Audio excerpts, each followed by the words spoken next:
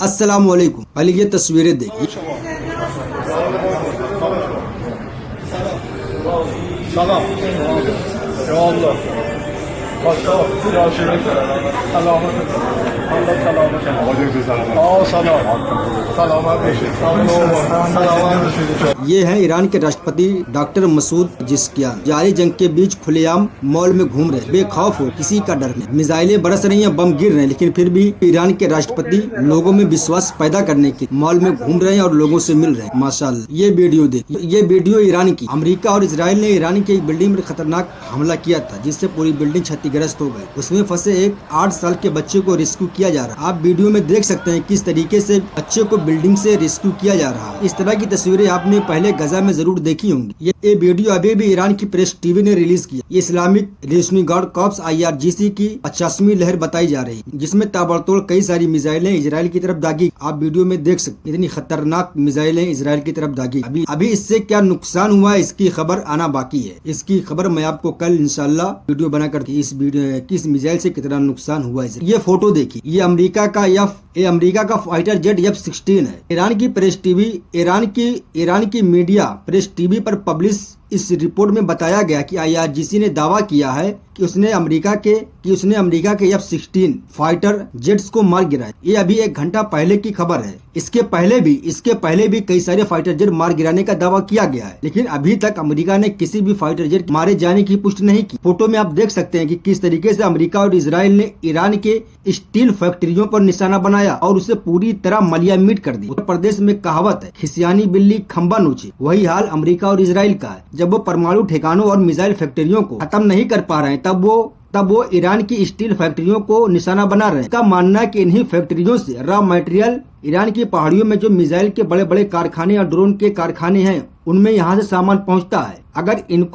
अगर इनको खत्म कर दिया जाए तो उनको रॉ मटेरियल नहीं मिलेगा। लेकिन ईरान भी इतना बेवकूफ नहीं होगा कि वो इनके भरोसे रहेगा। उनको भी मालूम कि हमारी मिसाइल और ड्रोन फैक्ट्रियां पहाड़ों के अंदर हैं, लेकिन इसका जो मटेरियल आता है वो तो जमीन के ऊपर ही है। उनको आसानी से अमेरिका इजराइल निशाना बना सकता, तो इसके लिए उन्होंने कोई जरूर इंतजाम किया होगा। ऐसा नहीं है कि इन फैक्ट्रियों को खत्म करने से उनका मिसाइल कारखाना बंद हो जाएगा। ये खबर तो आपने जरूर सुनी होगी कि रूस ने 1 अप्रैल से 31 जुलाई तक अपने तेल और गैस पर प्रतिबंध लगा दिया। यानी उनका कहना है कि अब हम तेल नहीं बेचेंगे। और उन्होंने इसका हवाला क्या दिया? उन्होंने कहा कि हमको इस 3-4 महीने में ऊर्जा की ज्यादा जरूरत होती, इसलिए निर्यात पर रोक लगाई जाती। जबकि विशेषज्ञों का मानना है कि इसके पीछे और दूसरे कारण हैं, न कि रूस की जरूरियात। इससे पहले रूस ने कभी भी प्रतिबंध नहीं लगाया, लेकिन अब लगा रहा है, तो जाहिर सी बात इसके पीछे कोई न कोई और दूसरी बड़ी वजह होगी जो दुनिया से छिपाई जा रही। चलिए अब खबर की शुरुआत करते हैं। आज 28 फरवरी को अमेरिका और इजराइल ने ईरान पर हमला किया। ईरान पर इजराइल के हमले और इजराइल पर ईरान के जवाबी हमले की बहुत सी खबरें मिल जाएंगी। आज हम इस वीडियो में बात करेंगे आम नागरिक की जिंदगी की कीमत। आम लोगों के चेहरों की जगह मिसाइल लॉन्चर ने ले ली। फाइटर जेट के टेक ऑफ करने के वीडियो, महासागरों में जहाजों के उड़ने के वीडियो सेनाएं वीडियो प्रकाशित करती हैं और उन्हें ही इस युद्ध का अंतिम सत्य मान लिया जाता है। टेक ऑफ के बाद फाइटर जेट जिन लोगों पर बम गिराते हैं, जहां गिरते हैं उन जगहों की कहानियां गायब हो जाती हैं। इसलिए युद्ध के 1 महीना हो जाने पर हमें देखना चाहिए कि कैसे एक कोशिश की गई कि आप भले ही सिलेंडर लेकर लाइन में लग जाएं, महंगाई से परेशान हो जाएं, मगर जो मारा जा रहा है उसके प्रति कोई सहानुभूति न हो। इसलिए युद्ध के कवरेज से युद्ध का चेहरा गायब कर दिया। किसी को मरते हुए, किसी को मर जाने के बाद, किसी को घायल होते हुए, किसी को चीखते चिल्लाते हुए, किसी को जान बचाकर भागते हुए हमने आपने कुछ नहीं देखा। सारी दुनिया इस युद्ध का कवरेज देख रही है, लेकिन उससे पता नहीं चला कि सायरन बजने के बाद भागते हुए लोगों के चेहरे पर कैसी दहशत ठहर जाती है।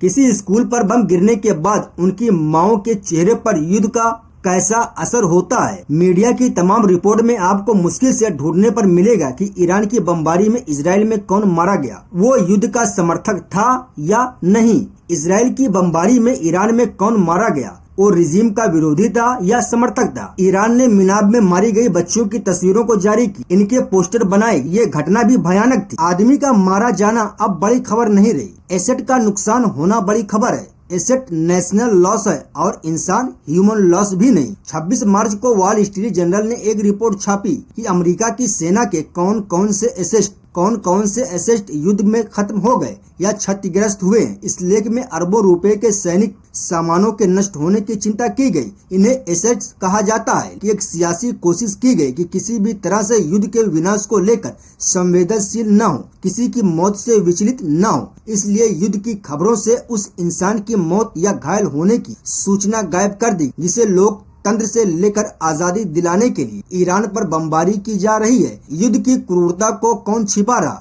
युद्ध की रिपोर्टिंग का लंबा चौड़ा इतिहास रहा है। अच्छा और बुरा दोनों मोर्चों पर गए पत्रकारों ने इंसानी जिंदगी की ऐसी कहानियों को दर्ज किया कि नेताओं पर भी असर पड़ गया। अपने दुश्मन को भी इंसान की नजरों से उन्होंने देखा। वियतनाम युद्ध के समय की रिपोर्टिंग पर डैनियल हैलिन ने अपनी किताब में दिखाया कैसे टीवी न्यूज ने युद्ध को भड़काया, हाँ में हाँ मिलाते हुए अमेरिका की सरकार का साथ दिया। टीवी के कवरेज ने शत्रुओं का अमानवीकरण किया, उन्हें कीड़े मकोड़े कहा गया। ऐसे कीड़े मकोड़े और जानवर जिन्हें मार देना चाहिए। मीडिया ने ऐसा इसलिए कहा ताकि टीवी पर कवरेज देख रहे लोगों का भावनात्मक लगाव उनसे न हो जाए जो बमबारी में मारे जा रहे थे, बल्कि उल्टा हो। दर्शक के भीतर किसी को इसलिए मारने का जुनून पैदा हो कि वो दरिंदा है, दानव है और इस प्रक्रिया में दर्शक भी दरिंदा होता जाए। इस तरह से अमेरिकी टीवी न्यूज ने वियतनाम वार को प्रमोट किया था। डिह्यूमनाइज करने से होता ये है कि पब्लिक भीड़ बन जाती है, लोग विवेक खो देते हैं। उन्हें बस ये चाहिए होता है कि दुश्मन को किसी भी तरह से मार दिया जाए, नियमों की परवाह न की जाए। दुश्मन न हो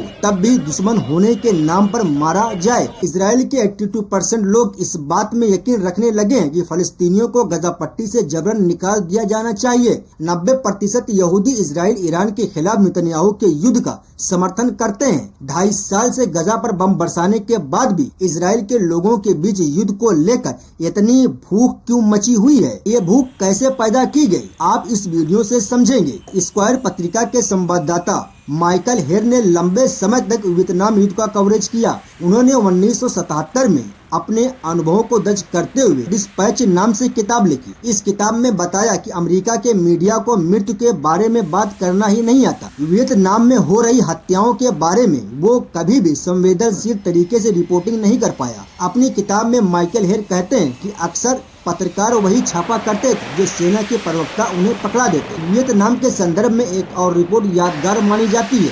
5 अगस्त 1965 को CBS इवनिंग न्यूज के रिपोर्टर मोर्ले शेफर की स्टैंड अप रिपोर्ट ब्रॉडकास्ट हो रही थी। एक रिपोर्ट से अमेरिका हिल गया। पेंटागन ने मोर्ले को धमकी दी कि उसे वापस बुला लिया जाएगा और अमेरिका की सेना ने कहा मोर्ले शेफर ने यह रिपोर्ट दिखाकर उनके साथ धोखा किया है। व्हाइट हाउस ने CBS पर देश का अपमान करने का आरोप लगाया। खुद राष्ट्रपति लिंडन जॉनसन ने शेफर की निजी जिंदगी की बातों को सार्वजनिक करने की धमकी दी, जबकि मोर्ले ने यही दिखाया कि कैसे उन निहत्थे लोगों के घर जलाए गए जो युद्ध में शामिल नहीं थे। अमेरिका के लाखों टीवी सेट पर यह रिपोर्ट चलती है जिसमें दिखाई दिया कि अमेरिकी सैनिक सिगरेट के लाइटर से वियतनाम के गाँव की झोपड़ियों को जला रहे हैं, वे भी सिर्फ इस आरोप पर कि उनकी झोपड़ियों की तरफ से कुछ गोलियां चली थी। अमेरिका रिकॉर्ड करता जाता है कैसे एक बूढ़े दंपति की झोपड़ी जलाई जाती है। शेफर अपनी रिपोर्ट में बता रहे होते कि ऐसे कुछ और घर भी जलाए गए। एक अफसर उन्हें बताता है कि उसे आदेश है कि वो आसपास के कुछ गांवों के सभी घरों को समतल कर दे।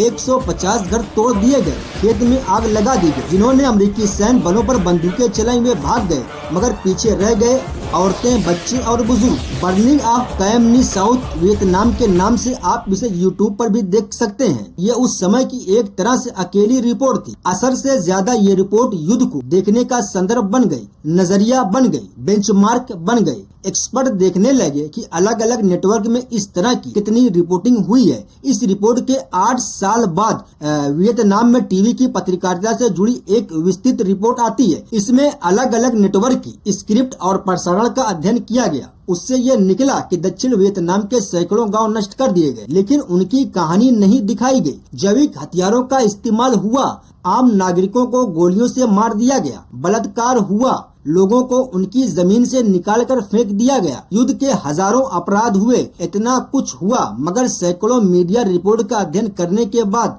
अमेरिकी सैनिकों की बर्बरता पर की गई रिपोर्ट उंगलियों पर गिनी जा सकती हैं। मतलब ऐसी रिपोर्ट बहुत कम थी। इसलिए स्टेट कभी नहीं चाहा कि मीडिया युद्ध के मैदान में जाकर मारे जा रहे लोगों की दास्तान दर्ज करे, क्योंकि तब आपके सामने स्टेट की क्रूरता, उसका जुर्म सामने आ जाएगा। आपका दिल दहलेगा और शायद आप युद्ध के विरोध में खड़े हो जाएंगे। दुश्मन मारा जा रहा, उसकी तस्वीर नहीं। सैनिक मारे जा रहे, अमेरिका के घायल हो रहे हैं, उसकी भी तस्वीर नहीं। मृत्यु विहीन युद्ध। तेहरान टाइम्स ने दावा किया कि अमेरिका के F-16 लड़ाकू विमान को हिट किया गया और इसने सऊदी अरब में इमरजेंसी लैंडिंग की। हम इन खबरों की पुष्टि नहीं कर सकते। अमेरिका का मीडिया इतना कुछ दिखा देता है, लेकिन सैनिक अड्डों के भीतर क्या हालत है उसकी कोई खबर नहीं। न्यूयॉर्क टाइम्स ने बाकायदा रिपोर्ट की कि खाड़ी के देशों में अमेरिका के 13 सैनिक अड्डे तबाह हो चुके हैं, लेकिन इसमें भी सैनिक अड्डों के भीतर कितने बड़े गड्ढे बन गए,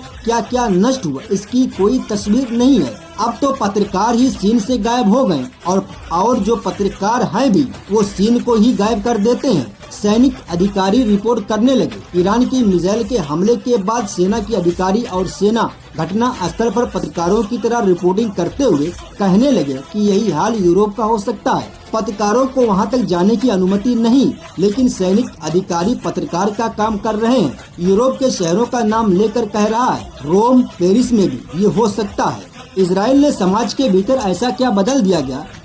इतना सब हो जाने के बाद भी युद्ध को इतना समर्थन हासिल है, क्या इसे लेकर ही आपने कोई रिपोर्टिंग देखी? खाड़ी के देशों में हमले के वीडियो बनाने पर लोगों को गिरफ्तारियां हो रही, लेकिन अमेरिका के युद्ध अभ्यासी मीडिया को सिखा रहे हैं कि हेडलाइन कैसे लिखी जाती है। हमारा फोकस इस बात पर है कि इस युद्ध में कौन मारा जा रहा है और कौन घायल हो रहा है, उनके बारे में कितनी कम जानकारियाँ हैं। अखबारों और चैनलों पर तरह तरह के इंफोग्राफिक्स भरे हुए हैं कि किसी में होर्मुज से सटे पहाड़ों के बारे में डिटेल है, तो किसी में मिसाइलों के रेंज के बारे में, क्रूड ऑयल से क्या क्या निकलता है, LPG गैस कैसे बनता है और टैंकरों में कैसे लोड किया जाता है। इन सब की बहुत जानकारी आपको मिलेंगी, जो कि है भी बहुत जरूरी। लेकिन समस्या इस बात से है कि इन्हीं सब जानकारियों और विशेषणों से युद्ध का कवरेज भर दिया गया। मरने वालों का चेहरा नहीं, उस अस्पताल का फोटो तक नहीं जिसके ऊपर बम गिरा है। इसी के साथ इस वीडियो को खत्म करते हैं। मिलते अगली वीडियो, तब अपना ख्याल रखिए। हाँ, और अगर वीडियो अच्छी लगी अगर वीडियो थोड़ी भी अच्छी लगी हो तो प्लीज लाइक करें, सब्सक्राइब